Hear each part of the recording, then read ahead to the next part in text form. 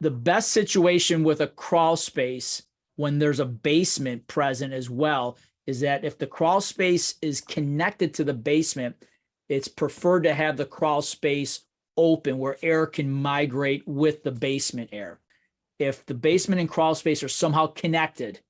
we want the crawl space air to communicate, to migrate with the basement air, because typically a house that has a basement where the mechanicals exist and the heating system exists, the air is more conditioned, and as a result, the air will naturally circulate between the crawl space and basement to where the crawl space air will be controlled, and we won't suffer as much with conditions with moisture, hopefully, but also too, the comfort level of that space is better when it's connected and the air is communicated, or the crawl space air is communicating with the basement air. We would rather not have an isolated crawl space, because typically isolated crawl spaces don't do well on their own because of moisture issues, because of,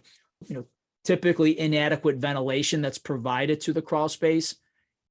So it does help if the crawl space is open. It's not isolated or separated from the basements. And if there is any moisture issues in the crawl space, that moisture can, migrate and mix in with the ambient air of the basement as well too.